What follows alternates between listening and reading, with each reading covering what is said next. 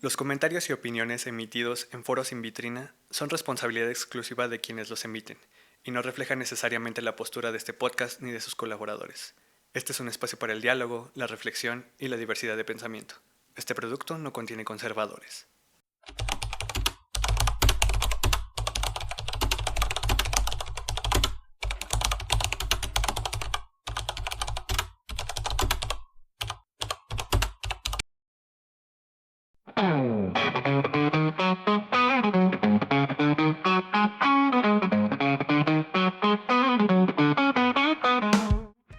Bienvenidas y bienvenidos a Foros sin Vitrina. Soy Braulio Terrazas, su humanista de confianza, y hoy vamos a hablar de un tema sabrosón y profundo. En este mes patrio nos es sumamente pertinente recordar los fundamentos donde la mexicanidad busca enraizar su existencia.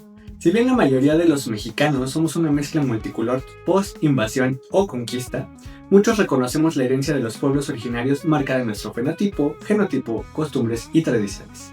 Por desgracia, y como es costumbre en el sistema educativo mexicano, la historia nacional fue tratada con un doble discurso, tanto romántico como estigmático. Es tarea de todos y cada uno de nosotros buscar información para resignificar de dónde venimos y entender a dónde vamos.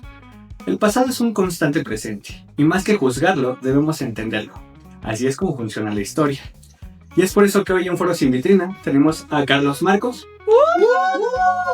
para ayudarnos a profundizar y enriquecer este tema. Carlos, ¿cómo estás, hermanito? Bien, todo muy chido, relajado. Un poquito de tráfico, un poquito de calor, pero todo muy bien. Sí, así es la Ciudad de México. Está a 2 horas de la misma Ciudad de México y siempre cambia el clima. Claro que sí. Pues cuéntanos un poco de ti, Carlos. Pues, ¿qué les puedo decir? Soy Carlos Marcos, tengo 27 años, me considero un aficionado a la cultura prehispánica. ¿De huevo? Estudiante de comunicación, locutor de medio tiempo, hacemos de todo un poquito. Se nota, hermanito. Bienvenidos a este podcast bellísimo.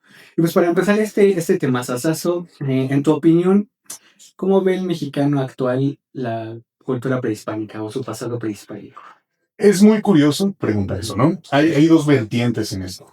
Está la cuestión de que está súper idealizada, ¿no? Uh-huh. La idea de el México prehispánico, súper increíble, la astronomía y todas estas partes buenas, haciendo de lado todas las guerras y matanzas que había durante el México prehispánico, ¿no? Así es. Y también la otra cuestión que nos lleva a esta versión idealizada es solamente centrarnos en las culturas náhuatl, como los mexicas, las caltecas en algunos casos, o en las culturas mayas, cuando hay muchas más vertientes dentro del mismo territorio, ¿no? Sí, al mismo tiempo. Claro que sí. Y tú preguntas y le dices a cualquier persona de la escuela pública como de, el México prehispánico, y te dicen, sí, los aztecas eran, y los aztecas hacían. Sí, ese término, ¿cómo me sigue molestando? Exactamente. Ahorita, a ver si podemos ahondar un poquito en eso. Sí, igual. Y de ahí está como esta versión que también mencionas, ¿no? La estigmatizada, porque a pesar de que existe esta versión ideal de que todos dicen estamos súper orgullosos de nuestras raíces y de lo que somos, ¿no? Hay esas mismas personas a veces son las mismas que dicen,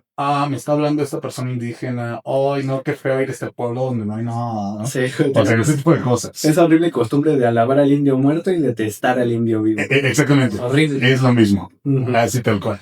Entonces, podemos decir que el mexicano está muy acostumbrado solo a quedarse con la historia que estaba detrás de los libros clásicos de primaria y secundaria, ¿no? O sea, no profundizamos. Es que es complicado que a una persona le nazca ese amor por buscar dentro de qué es la verdadera historia prehispánica, sobre qué es la verdadera cultura prehispánica, ¿no? Siempre nos quedamos como con lo que está en la vitrina, tal cual lo que se puede ver a través del libro que nos dan los profesores, y decimos si vemos a los mexicas o a los aztecas, como llegan a decirles, ¿no?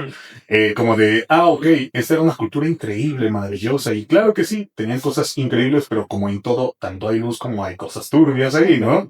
Entonces, yo considero que eso es lo complicado y lo difícil para el mexicano actual, para poder como traspasar esa barrera de solamente ver desde encimita y sumergirse. Y eso tiene que ver también con cuestiones de la educación pública. Justo, creo que no se nos enseña a ver los matices dentro de una cultura, dentro de un segmento histórico, sino o es blanco o es negro, o es nuestro glorioso pasado, o es lo que no hemos podido mantener vivo, porque queramos o no, siempre los mantenemos relegados, aún en las ciudades, en las comunidades los mantenemos ahí lejos, o sea, que sí existan, pero que estén lejos, y ese es como un problema, ¿no? De la cultura actual, de la mexicanidad.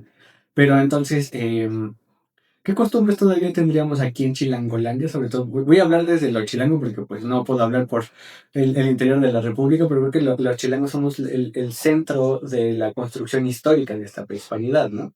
Bueno, el centro como más visual, ¿no? Ajá. Porque si nos vamos hacia el Estado de México están los otomís, ¿no? Y pues de los otomís nadie habla. Pero si nos vamos hacia esta versión náhuatl, claro, pues yo creo que la que más nos puede recordar, la más rápida, es el Día de los Muertos. Totalmente. Que aclaro, no es como una tradición totalmente pura, porque en México ya nada es totalmente prehispánico y nada es totalmente colonizado, ¿no? Estamos como en esta mezcla perfecta que existe del ser mexicano. Un sincretismo precioso. Sí, claro, es una cosa maravillosa, ¿no? Y creo que el Día de Muertos es lo que más llegó a sobrevivir y que creo que se pudo basar como en un 50-50, ¿no? Fue lo que más le peleó en tradición a la colonización, ¿no? Porque también podemos ver otro sincretismo, por ejemplo, en el Día de la Santa Cruz, ¿no? El 3 de mayo, precisamente tiene como una tradición de Tlaloc, que se buscaba como rezar, buscar las cosechas, buen clima, este tipo de cosas. De ahí se mezcló con el Día de la Santa Cruz y el Día del Albañil. Y entonces ahí se fue aplastando un poquito y muchas personas ignoran de cierta forma que existe esta tradición Tlaloc, ¿no? Sí, justo. Pero sí, el Día de los Muertos fue como esa mezcla perfecta, ¿no? En donde se peleó totalmente y se siguen haciendo ciertas ofrendas todavía, pero de forma muy diferente, ¿no? Claro, o sea, justo cuando viene la época de la conquista, el proceso de conversión de los nacionales ante los extranjeros fue gradual, evidentemente. A mí me gusta mucho esta anécdota de que los autóctonos ponían pequeñas figuras de sus deidades, o sea, de sus dioses, detrás o cerca de las figuras de los santos. No sé si sea completamente fidedigno, pero muchas crónicas dicen que así lo llevaban a cabo. De hecho, justamente hay un libro que lo menciona, que se llama La verdadera historia de los aztecas, cosa curiosa, ¿no? Ok. Y el mundo de los aztecas, perdón, el mundo de los aztecas se llama así, que justamente es el último que he estado leyendo. Nice. Y menciona, está escrito por un sueco, así que hacen una idea. Pero en fin, menciona que durante la época de la conquista, la época de esta matanza llamada conquista, ¿no?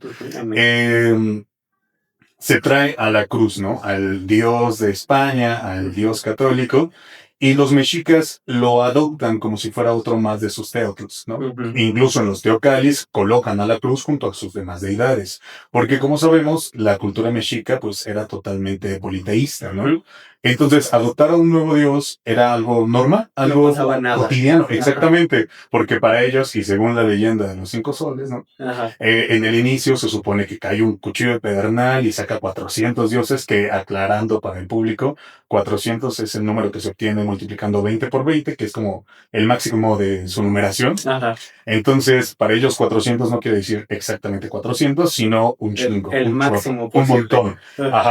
Entonces, el descubrir un dios nuevo era como de, ok, es uno de los 400 dioses que vinieron durante.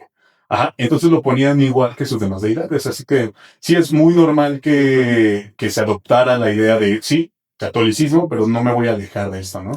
Y es justamente esto lo que crea la fusión del mexicano actual, ¿no? Sí, o sea, y el mayor problema, por ejemplo, de la colonización es que, o sea, si ven del lado prehispánico, bueno, nacional, se decía, sí te adopto tu religión, aparte de la mía, del lado de ellos era como de, no quiero que tengas la tuya, y se empieza este genocidio epistémico que viene, estaba leyendo hace poquito un artículo que ese genocidio epistémico empieza desde la reconquista de la península ibérica.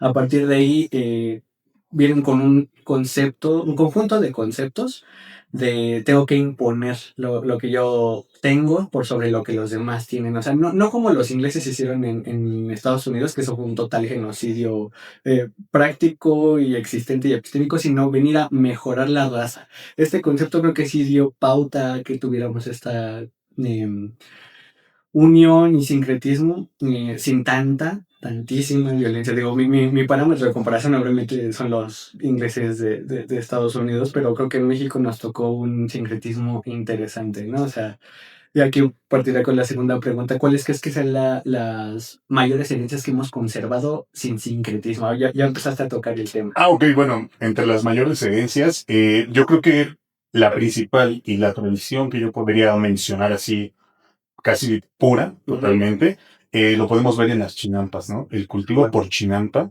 es un cultivo, bueno, ancestral totalmente, ¿no? De los más antiguos en el mundo, me parece que de los más antiguos solamente lo pasa China con el cultivo inundado. Sí, sí, sí. Y no me acuerdo qué otro lugar, pero... probablemente los incas Ajá. Cusco. Pero sí, el cultivo por chinampas, que son islotes artificiales, hasta la fecha se siguen haciendo igual. De hecho, junto con mi equipo de tesis, tuvimos la oportunidad de ir a Tláhuac, en donde está el territorio chinampero, pues diría yo más olvidado, ¿no? Chale. Porque está Xochimilco, está Milpalta y Tláhuac, ¿no? Xochimilco es el romantizado, el que todos conocen. Y justamente eso es lo que estábamos hablando y creo que nos viene bien para este tema, ¿no? En este cultivo hay un proyecto de un sujeto que se llama Javier Espejo de Agua, que creó el proyecto Chinampa el Carrizal, que lo que busca es este tipo como de, sí turismo, pero más ecológico, ¿no? Y como volver a traer estas raíces prehispánicas. Y él lo que nos platicaba es cómo se crea una chinampa, cómo está tratando de recuperar el territorio chinampero, porque pues las chinampas en sí, y lo que me parece muy importante mencionar para esto, que viene siendo la tradición prehispánica, ayudan en muchas formas, ¿no? Son totalmente sustentables, además de que ayudan a recuperar los mantos acuíferos, y no solo eso, sino que dentro de las chinampas se cultivan toda esta, ¿cómo podemos decirlo? Toda esta semilla, toda esta siembra tradicional. Por ejemplo, la triada, ¿no? Que era claro, calabaza, frijol y maíz. Exactamente, la triada, que el maíz le da fuerza, el frijol le permite subir y nitrógeno hacia la calabaza, ¿no? Y eso lo podemos ver que hasta la fecha se sigue practicando en lugares como Puebla, Michoacán, claro que sí, y sobre todo en estas chinampas, sobre todo en Tláhuac, que apenas las poquitas que se están sembrando siguen intentando hacer esta mezcla para que se pueda preservar esta tradición de la triada. Y luego nos rola a sus redes sociales. Sí, claro que sí, a ver si se las podemos pasar luego para que las puedan tener, porque la verdad es un proyecto pequeño, lo están intentando desde abajo, pero me parece muy importante, ¿no? Sí, la neta, preservar la tradición desde la práctica está muy chido, sobre todo si dices que impulsa la conciencia a partir del turismo, ¿no? O sea, no un turismo como tropicalizador, así como de exotizador, que sería el problema, sino uno de conciencia, me imagino. Sí, y no solo eso, también está tratando como de regresar esas tradiciones prehispánicas que tiene. Apenas nos platicó que hizo una ofrenda al estilo prehispánico tradicional, o sea, con el maíz, haciendo un semicírculo, orientada a determinado punto cardinal, porque, como sabrán, hay 4 Tezcatlipocas y cada uno representa un punto cardinal diferente, ¿no? Entonces, misma idea, y lo que buscan es como separar un poquito de esa mezcolanza que hay del catolicismo con las tradiciones prehispánicas y buscar un poquito la reivindicación de las tradiciones prehispánicas, ¿no? Que son las que nos corresponden de acuerdo a nuestros ancestros. Justamente, sí, queremos abrazar bien la tradición, tenemos que hacerlo sin tanto influencia eurocéntrica. Y hablando de, sería pertinente preguntarte qué fuentes nos recomiendas consumir, porque justo volviendo al tema de que desde la primaria y la secundaria nos enseñan en los libros de texto un condensado de la historia de México. Luego hay gente loca como yo que se mete a estudiar historia, no la acabé, güey. Mi problema fue que me dediqué demasiado ni siquiera a Europa, me dediqué mucho a Medio Oriente y no aproveché mis materias nacionales. Entonces yo desconozco mucho más que las fuentes clásicas, que es la historia mínima de México del Colmex patrocínanos, algunos códices y narrativas de frailes y el clásico, lo de Cortés y lo de creo que de las casas. Entonces, ¿tú qué nos recomendarías al público en general que queramos saber más de esto, leer? Bueno, pues es que primeramente, como para empezar a entrar en esto, lo más recomendable es que nazca de ti como la idea de querer saber más, ¿no?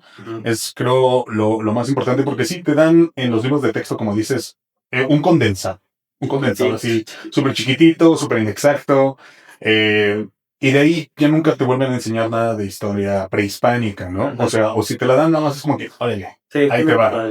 ¿Qué les recomiendo? Creo que a mí me nació tal cual el gusto por un libro que se llama La visión de los vencidos. Es súper famoso, está súper chido, súper rico de entender, porque es como la verdadera historia de la conquista, de esta matanza. ¿De quién es? ¿De Leopoldo Sea? Ay, no me acuerdo. Es que según yo es un filósofo mexicano, pero sí está muy Sí, chido, sí. ¿no? Yo para autores no soy bueno, para títulos hay dos. Sí pasa. Pero sí, La visión de los vencidos es buenísimo. Este que estoy leyendo de El mundo de los aztecas, no me acuerdo de quién es, ahí lo traigo en mi mochila, si lo puedes sacar, para decirme el título del el autor, porque ahí lo traigo, que te digo que es el que estoy leyendo ahorita. Si no, luego chingamos a Santi con que meten en la postproducción. Los meten, por favor, en pantalla. Aquí ponemos. Exacto, por favor. Santi, inserta aquí. Ajá. Miento, Santi. Justamente es este, ¿no? Que es el universo de los aztecas, de Jacques Sutel. Que te digo que... Sí, del Fondo de Cultura. Es muy buen libro. Muy, muy buen libro porque, sí, a pesar de que esté escrito por un europeo, porque, pues, obviamente, ninguna literatura europea tiene tanta publicidad, digamos, ¿verdad? Sí. Pero justamente lo que él busca es como sacar esta visión eurocentrista y es una crítica total hacia el eurocentrismo dentro de la historia de la conquista, dentro de la historia del panorama mexica. Sí, es una crítica total. De hecho, hay una parte que me encanta que habla sobre el dios de Cristóbal Colón y sobre el mundo de Cristóbal Colón y el sol de Cristóbal Colón, ¿no? Porque sí es como una crítica fuerte y directa en la que le dice a Cristóbal Colón como de ¿qué clase de civilización trajiste, no? O ¿por qué dices que aquí no salía el sol si el sol salía desde antes de que tú nacieras, ¿no? Sí, exacto. Ese tipo de cosas. Y entonces lo que buscan es como sacar. El universo de los aztecas se lo recomiendo muchísimo. ¿Qué es lo que yo puedo recomendar? Principalmente para que nazca este gusto. Yo recomiendo cualquier tipo de documental. La verdad, yo siento que las fuentes audiovisuales son lo mejor para que las personas menores, 12 años, 13 años, que siento que es el momento en el que pueden empezar a interesarse más en las cosas, empiecen exactamente, a meterse. Cualquier tipo de documental, súper recomendado. Y los códices. Hay una edición del Códice Borgia por parte de la SEP, que es muy poco conocido, pero está muy chido y se lo recomiendo mucho porque es el Códice Borgia tal cual, pero al mismo tiempo te explica cada pedacito del Códice Borgia, cómo interpretarse, te explica lo de los tonalis, cómo estaban distribuidos en veintenas, ¿no? Qué onda con la semana mexica, y de hecho, de ahí saqué todos los tonalis que tengo tatuados acá en el brazo. Ay, qué chingón, güey. Santi lo metes en post. Y sí, justamente, ¿no? Y justo, o sea, es importante saber que tenemos al alcance, como bien dices, producciones audiovisuales, textos, elementos de dónde agarrarle un gusto a lo prehispánico, más que la escuela, porque siento que lo vuelve aburrido, lo vuelve de nuevo o gris, o bueno o malo, o ellos eran los culeros y nosotros los buenos, o nosotros somos los culeros y ellos solo son invasores, o shalala. Pero lo importante de la historia es entender justo su contexto en su momento histórico. Y es que tiene mucho que ver con el cómo se enseña la historia. Sí. O sea, esto ya momento de crítica, cierto momento de crítica, ¿no? Que yo considero que la forma en la que se enseña tradicionalmente la historia es súper errónea, ¿no? Sí. La historia la enseñan de una forma muy pesada, muy difícil, muy complicada, porque la piensan en la forma escrita tal cual de la historia, y lo hablan con un lenguaje escrito en donde no entiendes mucho. Y súper especializado, ¿no? Cuando recordemos que la historia, claro que sí, inicia con la parte de la escritura, pero antes de eso ya habían registros, ¿no? Y todo era oralidad, tal cual, ¿no? Y la oralidad es súper importante para esto, ¿no? Que es la diferencia que hacen entre historia y el mito es eso de la oralidad que cambiaba ciertos detalles. La historia es como inamovible, o sea... claro, ¿no? Lo es todo y es estructuradísima y es incriticable. Tenía un profe de escritura que decía verba volant scripta manem. No mames. ¿no? Las palabras vuelan, lo escrito permanece, ¿no? Entonces, justamente es eso. La historia escrita está muy chida para tener registros exactos, pero siento que la forma de enseñar la historia debería de ser como mucho más oralizada, ¿no? Exacto, carajo. Yo la verdad, mi gusto por la historia nace con un profesor que tuve en primaria, que él buscaba tal cual enseñarnos historia de una forma totalmente oral, totalmente, a ver, les voy a contar la historia de lo que pasó en la conquista, ¿no? Les voy a contar la historia de los 5 soles, o les voy a contar la historia, y entonces de ahí te nace la chispita, el gusto. Sí, hay algo. Y la historia deja de ser pesada. ¿no? Y se convierte en algo chido, claro. Y no solo eso, porque te llega a la imaginación, comprendes que la historia es una especie de literatura diferente, ¿no? Muchos historiadores se van a enojar con eso, qué bueno. Sí, concuerdo perfectamente, está enseñando muy mal la historia y por lo tanto también hemos perdido como ciertos elementos de las tradiciones prehispánicas, como por ejemplo el pulque. O sea, de chiquito me recuerdo que me decían que era una bebida sucia, mala, la chingada. No, cuando crecí me atasqué de pulque hasta más no poder porque es preciosa, hermosa y deliciosa. Pero de dónde viene justamente esta idea. Pero, ¿qué crees? Por ejemplo, en mi caso desde pequeño, pues me enseñaron que el pulque era algo muy normal, algo muy ricky, ¿no? Y yo nunca lo vi como una tradición milenaria porque pues yo estaba muy chiquillo. Cuando la primera vez que probé pulque, autoridades no sepan esto, yo tenía como 6 años, me dio a probar mi papá, que le encanta el pulque. Uno de los mejores pulques allá por Huejotzingo, se lo recomiendo mucho. La pulquería no tiene nombre, no está en Google, pero si van de camino a Cholula hacia Huejotzingo, la verán, se los aseguro. Es súper chiquita, es un tinacá, de hecho. Qué chingón.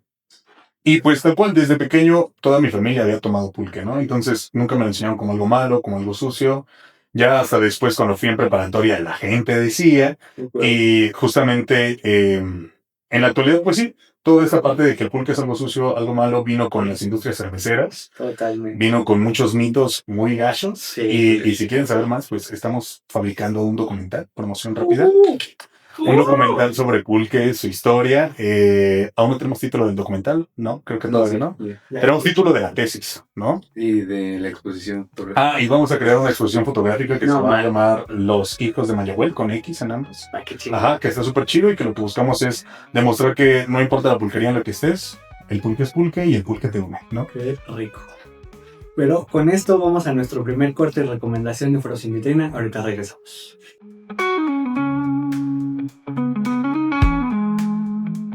Octubre ya está aquí, y con él llegan las noches frías y esa vibra oscura que tanto nos gusta. Y no hay mejor manera de vivirla que con el ciclo de cine de Tim Burton en el Cine Víctor Manuel Mendoza. Imagina volver a ver en pantalla grande a personajes icónicos como Jack Skellington, Beetlejuice o Edward Manos de Tijera. Es la oportunidad perfecta para redescubrir esas historias llenas de magia, humor negro y esa estética gótica que hace tan único a Burton. Así que si eres fan de lo raro, lo melancólico y lo inolvidable, checa la cartelera y recuerda que la entrada y las palomitas son gratuitas. Continuamos con Foro Sin Vitrina. Y estamos de vuelta de este corte y recomendación. Seguimos con Carlos. Carlos, ¿cómo te sientes? Bien. Sigo acalorado, pero sigo contento. Sí, debimos ir por un pulque en este corte, chicos. Totalmente, sí. Y justo para terminar con lo del pulque, mencionabas lo de las cerveceras, que es como por épocas del porfiriato, ¿no? Sí, las cerveceras entran más o menos por ahí del 1900, 1890, más o menos. Y tratan de hacer una campaña de desprestigio, ¿no? Que era cerveza, bebida de altura, y pues las pulquerías obviamente eran malos. Tuvimos la oportunidad apenas de hablar con un profesor que vivió por los años 30, 40. Y él nos platicaba justamente que ese estigma sobre el pulque estaba súper intenso, ¿no? Que también era un estigma que se ganaba en las mismas pulquerías porque las personas se ponían hasta las manitas. Sí. Hasta las manitas es un término pulquero también. La historia real tiene que ver con que se guardaban los contenedores en cuero de puerco volteado y se llamaban hasta las manitas, ¿no? Entonces, quería decir repleto de pulque. Chulada. Y de ahí, también durante la revolución, llevar tu pulque no era algo como muy fácil porque a final de cuentas el pulque se sigue fermentando porque es una bebida viva. Sí. Entonces ahí es donde empieza a ganar un poquito más de terreno el tequila, el mezcal, que son destilados y que podían durar mucho tiempo. Así que fueron muchos factores los que dieron esa bajada en el pulque y después el repunte por ahí del 2010, 2005. Sí, cierto. Sobre todo con las nuevas generaciones como que dijeron ya demasiado. Vi a mis primos embriagarse con Tonayan demasiado tiempo. Quiero otra cosa. Sí, sobre todo rescatar las clásicas pulquerías de la Ciudad de México. No mames, hay unas cosas chulas como las duelistas, el templo de Diana, el casino. De hecho, una de las pulquerías más antiguas que conozco y que no son nada conocidas, hay la gente de la Magdalena Contreras que quiera viajar 3 horas. Muy contentos y muy felices hasta el Metro Los Reyes. Saliendo del Metro Los Reyes, pasas por ahora sí, el Palacio Municipal, hacia la derecha. Son como 3 locales. Hay una pulquería súper oculta. No tiene nombre, así te lo dejo de antigua. Según tienen entendido, es como del 1900, 1920 más o menos. Súper viejita. Uh-huh. Y no está nada gentrificada. O sea, es una pulquería clásica. Eso sí, tengan mucho cuidado. La gente que va, pues no es gente como muy tranqui, ¿verdad? Y no es gente como muy relax. Es una pulquería, dijiste. Sí, una clásica. Pero pues vayan a darse una vuelta, tienen buen pulque, está muy barato, está como a 20 pesos el litro de curado. No. Entonces, de curado, chavos. Ajá. Entonces, pues sí, dense una vuelta para ello. Eso, chinga. Y pues ya, para seguir, ¿cómo crees que es la identidad nacional? ¿De dónde viene nuestra identidad nacional? Lo que ahorita tú y yo somos. ¿Qué somos, hermano? La verdad es que el preguntar qué somos es totalmente decir somos mexicanos. Uh-huh. Es una mezcla hermosa de muchísimas culturas, ¿eh? Porque decir que solamente cae en los mexicas, en los españoles, es algo erróneo, porque tenemos también cultura mulata, que es buenísima. Sí. Tenemos cultura de los chinos que también vinieron. Sí, y algo muy chido de México es que siempre adoptó lo que venía de afuera y lo volvió suyo igual. Amén. ¿No? Es como, para todas las personas que no saben que el taco de pastor es poblano, pero es por la invasión libanesa. Bueno, la migración. Perdón, no invasión. Migración libanesa, sí. Que hubo en los 60. De ahí nace el taco de pastor, ¿no? Entonces, pensar que algo mexicano no es más que la mezcloranza de muchas cosas, uh-huh, es algo totalmente erróneo, ¿no? O sea... Sí, intentar meter la idea de pureza total en esto no tiene que... No hay pureza. No hay pureza tal cual. México siempre ha sido, como te lo mencioné hace rato, un crisol total, ¿no? Sí. En donde se mezclan muchas culturas. Uh-huh. Este choque cultural, cuando llegan los españoles, que, ojito, la cultura española tampoco era totalmente pura española, ¿no? O sea... Justo de eso quería que hablar. Exactamente. O sea, España viene invadida durante mucho tiempo por árabes, uh-huh, ¿no? Entonces... 700 años, 800 si las cuentas no me fallan. Y el español se modificó. No era el español clásico pegadísimo al latín, porque se le meten palabras también árabes. Llega para México y choca toda esta cultura español-arábica, ajá, hacia la cultura prehispánica. Y por decir prehispánica, volvemos a la idea de que no solo mexica, también maya, también quechua, o sea, muchísimas, obvio. Claro, ¿no? Sí, o sea, muchísimas culturas que fueron poniendo su granito de arena, y entonces nace esta cultura mexicana, ¿no? Que es súper bonito de adoptar, y de ahí todas las modificaciones que vienen hasta la fecha, ¿no? Justo. Entonces, decir ser mexicano es decir ser todo al mismo tiempo. Eso suena chingón. Sí. La neta es un privilegio muy precioso ser mexicano, lo decía Chabela Vargas también. Es muy bello. Pero no es lo mismo ser mexicano de, no sé, Chihuahua, que de Yucatán, que de la Ciudad de México, pero sí todos tenemos algo en común, es que creo que somos cálidos. Sí, claro. Con los nacionales y con los extranjeros. México es una nación de calidez y de amabilidad. Y es que tiene que ver con esta aceptación que tienen a todo lo que venga y a todas las adversidades y a todas las culturas. No es como de vamos a hacer el feo de, ay, no, eso no me gusta, ¿no? El mexicano es el que prueba todo. Sí, el que le ofreces un plato de comida bien raro y te dice, Simón, sí, ¿no? Somos tan surrealistas que comemos insectos y que lo disfrutamos como nada en el mundo. Échale limón y vámonos, ¿no? Entonces, eso es lo chido del mexicano, ¿no? Que no se echa para atrás ante nada. Amén, chica. Y en tu opinión, en tu experiencia y en tu estructura, ¿qué valores, enseñanzas, creencias piensas que son importantes rescatar o mantener vivas de esta herencia prehispánica?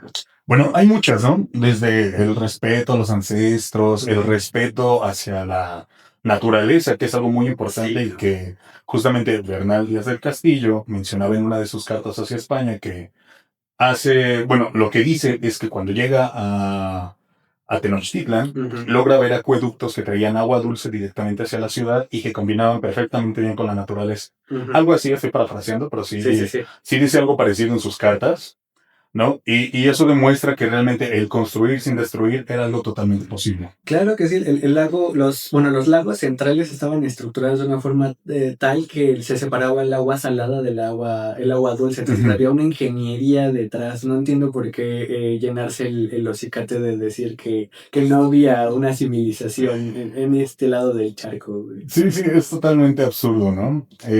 Decir que no había civilización cuando... Igual, volviendo a esa misma carta que manda Bernal Díaz del Castillo, menciona, cuando llegó a Tenochtitlan no había visto una ciudad tan grande ni en Sevilla ni en Londres, que eran dos ciudades fundamentales de Europa, y decían, Tenochtitlan es gigantesco en comparación a eso, ¿no? Totalmente.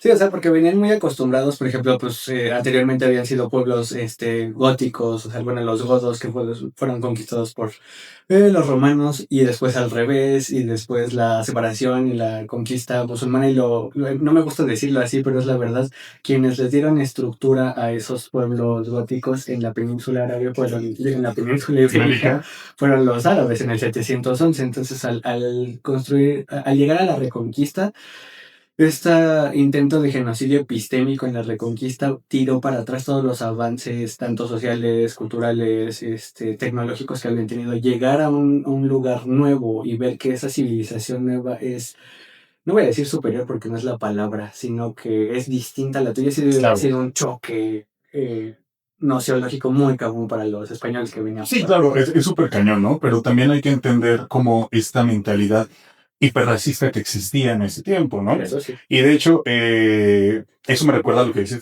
de Fray Servando de las Casas, ¿no? Es un ejemplo muy chulo, ¿no? Cuando llegan los españoles y están como en este aspecto de la minería y extracción, utilizan a los indígenas y los hacían trabajar de sol a sol hasta la muerte, ¿no? Sí, sí, sí. Y llega Fray Servandino de las Casas, Fray Servandino, sí, a mencionar y mandar una carta diciendo: los mexicas sí tienen alma, entonces no los puedes hacer trabajar como animales. Ajá. Y dicen, ok, bueno, vamos a ver, ¿no? Entonces no los puedes hacer trabajar hasta morir. Pero cosa que no es muy mencionada es que Fray Servandino de las Casas también dice, pero los mexicas, bueno, los indígenas color cafecito sí tienen alma, pero los esclavos moros, los esclavos negros no la tienen, ¿no? Entonces tráete todos los que quieras y eso sí, explótalos hasta morir. Sí, o sea, por ahí había escuchado que en México no necesitamos nunca de esclavismo per se, porque había una gran cantidad de mano de obra indígena gratuita, entre comillas. Pero sí hay comunidades en Veracruz que fueron traídas como esclavos y al final, no sé si se liberaron por mano propia o fueron liberados por, no sé si las comillas, amabilidad, no creo. Pero sí creo que en México cabe mucho la idea, se nos fue la cámara. Con calma, problemas técnicos. Santi se encarga. Santi puede. Eso, Santi. A la madre se me fue el pedo.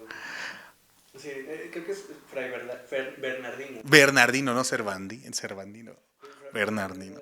Sí, es justamente el que analizaba la naturaleza de los indígenas de sí, que dicen, sí tienen alma, entonces... Que hay muchos mitos bien raros que se supone que uno de los pueblos de Israel fue que al escapar de, bueno, en una de las diásporas judías terminaron de este lado del continente, que son los que fundaron estos pueblos chichimecas, no sé qué, o sea, como un intento epistemológico de adoptarlos a su realidad los extranjeros. Y los nacionales, según yo, bueno, es que también ese es otro problema, no tenemos registros de mano de ellos, vivos, actuales y funcionales. Pero es que no hay registros, y eso es algo que también me gustaría decir a la cámara en lo que Santi arregla esto, ¿no? O sea, si no hay registros es porque no se permitió tener registros.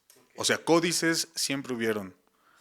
Lugares y registros siempre hubieron, pero cuando llegan a invadir lo que es la parte de la cuenca de México, empiezan a destruir todos estos códices, los empiezan a quemar, y los pocos que salen los venden hacia otros lugares. De hecho, esa es la razón por la cual los códices tienen nombres tan europeos, ¿no? Ajá. Porque está el códice Borgia, que fue de la familia Borgia, el Butolini, igual, ¿no? Este tipo de códices tienen esos nombres porque estaban en Italia. Sí, la ¿Qué hacían ahí? ¿Quién sabe? Costumbre europea de robarse las cosas culturales de otros países. El Louvre, ¿cómo se llama el de Inglaterra? Inglaterra.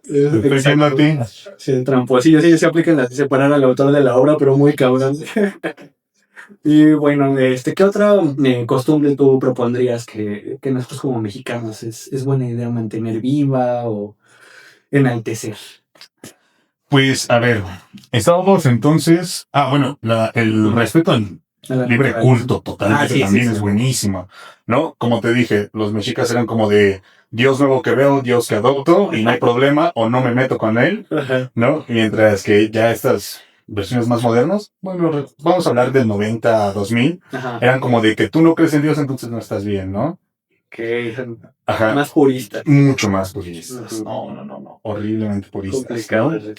Entonces sí hay varias cosas, ¿no? que siento que sí deberíamos de volver a retomar, Ujú. o que se siguen retomando, ¿no? Como este respeto a la naturaleza se está buscando por otros medios, lamentablemente el sistema capitalista actual no te permite, Maldita ¿no? cagada. Irte hacia la idea de poder respetar a la naturaleza como tal, Ujú. porque puede más un dinero contante que pues, tal cual la vida, ¿no? Sí. Y una de las cosas que más me gustaría, y ahorita vengo recordando, ¿Cuál es? en los tiempos prehispánicos, en la cultura mexica, como sabrán, existe el Mictlán, ¿no? Ujú. Y a diferencia de la creencia católica, no había ni un infierno ni un cielo. Ajá. Bueno, no había inframundos, no había lugares de descanso, pero nos vamos a centrar en el Mictlán. Ujú. En el Mictlán tú llegabas después de morir de causas naturales. Ok. No importaba si eras malo, no importaba si eras bueno, no importaba Vale. si habías hecho miles de cosas súper ojetes en tu vida. Ah, Tú llegabas al mismo lugar que la persona que era todo un santurrón, como la persona que era malvada, ¿no? Ajá. Entonces, algo muy chido de ahí es que tú eras bueno por convicción o tú eras malo por convicción. No esperabas un castigo o no eras bueno por temor a un castigo o no eras así como de... No, santurrón tal cual, Sí, ¿no? sí. La idea, creo que es la palabra perfecta para esto. Caga Santos le llaman.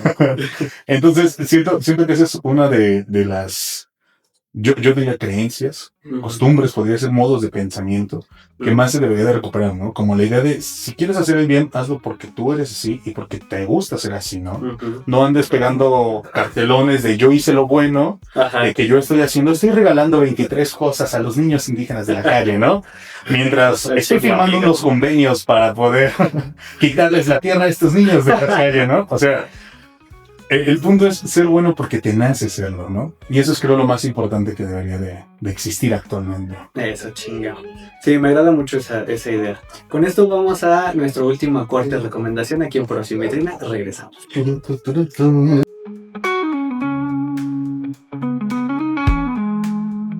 A veces creemos que para conectar con la naturaleza y la historia hay que salir de la ciudad, pero no es así. Aquí mismo, en la Magdalena Contreras, se encuentra la pirámide del Mazatépetl, un antiguo centro ceremonial rodeado de bosque que pocos capitalinos conocen. Es el lugar perfecto para caminar entre árboles, respirar aire fresco y recordar que esta ciudad tiene raíces mucho más antiguas de lo que imaginamos. Si buscas un plan para el fin de semana que combine cultura, naturaleza y un poco de aventura, el Mazatépetl es una gran opción, y todo sin salir de la ciudad. Continuamos con Foro Sin Vitrina.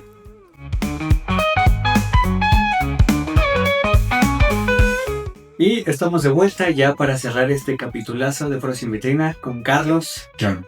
Con hermanito vamos a cerrar con una pregunta importante, pero importantísima, chinga. ¿Cuál es la diferencia entre aztecas y mexicas? Bueno, mira, esa es una de las preguntas más chidas y una de las que más me enoja cuando mis profesores de historia decían, los aztecas hacían tales cosas, hijos. Ajá, sí, era muy molesto. Los aztecas eran el pueblo originario de Aztlán, ¿no? Uh-huh. Que es mucho antes de los mexicas, muchísimo antes, ¿no? Sí, no. Aztlán se consideraba que estaba en el norte. Algunos dicen que en Monterrey, Okay. Otros dicen que hasta Nuevo México, otros dicen que más en el norte, pero hasta ahora no se sabe exactamente dónde estaba Aztlán. Uh-huh. Aztlán, cual su nombre lo dice, es el lugar donde estaban las garzas, ¿no? Ajá. Las garzas blancas, Aztlán. Y entonces, para entender esto, hay que entender el códice Boturini, que es el que explica todo esto. Y para aquellos que no han visitado al Museo de Antropología, entrando, Vayan. literal, entran a la puerta, cuando vean la fuente, voltean hacia atrás y arriba de la puerta va a estar todo el códice Boturini. Uh-huh. Igual está adentro, pero ahí lo pueden ver grabado en piedra. Sí, ¿no? es una chulada. Sí, me encanta, visítenlo totalmente. Entonces, en el Códice Boturini te explican cómo se aparece Huitzilopochtli. Huitzilopochtli les dicen, vámonos de acá, chavos, acá ya no está tan chido, acá están subyugados, así que yo los voy a llevar a la grandeza, ¿no? Oh. En pocas palabras, así es como me gusta enseñar la historia. Y entonces sale porque aparece en una cueva, y entonces el sacerdote sale de la cueva y le dice a los aztecas, oigan, se me apareció Huitzilopochtli, me dijo, vámonos de acá, entonces vámonos, ¿no? Vamos a ver quién más de los pueblos que están aquí aledaños, si quieren ir. Entonces 13 pueblos se unen, ¿no? Y recorren desde Aztlán hasta la Cuenca de México. Pero exactamente, es una vuelta gigantesca. Aquellos que se quieran interesar más en esta historia es muy buena, porque pelean con muchas cosas, pelean con hombres pájaro, les ganan con espinos, y el recorrido son años y años, son como 400 años, 300 años de recorrido, si no me equivoco. Y cuando llegan a la Cuenca de México, vuelve a aparecer Huitzilopochtli. Bueno, previo a que llegan aquí a la Cuenca de México, vuelve a aparecer Huitzilopochtli. Les dice lo de, van a llegar al lugar y en cuanto vean a un águila, devorando una serpiente, ¿no? Eso que ya todos no sabemos. Y al mismo tiempo les dicen, y a partir de hoy, ustedes no son aztecas ni son nada, son mis hijos y son mexicas, ¿no? Y de ahí nace el nombre de mexica. Y por eso hay una gran diferencia, porque los mexicas son todos estos pueblos que se unieron. Vuelve a ser la misma idea, una mezcolanza total de costumbres y de ideas que llegan a la Cuenca de México. Es un cambio de identidad total. Total, ¿no? Por eso es que, igual mencionábamos, no somos ni españoles, ni somos mexicas, ni tampoco somos mulatos, ¿no? Todos nosotros somos mexicanos y ya. Con eso. Me encanta, chingo. Qué buen cierre, hermanito.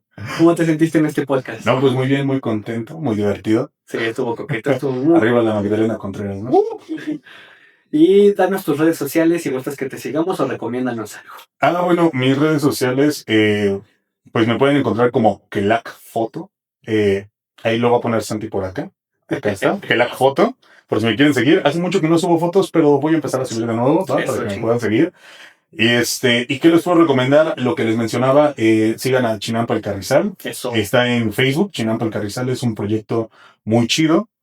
Con Javier Espejo de Agua, y si pueden visitarlo, mucho mejor. Está luchando porque las chinampas del territorio de Tláhuac se recuperen y está luchando porque porque las tradiciones prehispánicas también se recuperen, ¿no? Es un proyecto súper bonito, entonces por ahí dense una vuelta también. Hay que darnos un tiempo. Muchísimas gracias, Carlos, por habernos acompañado. Ha sido un honor tenerte aquí.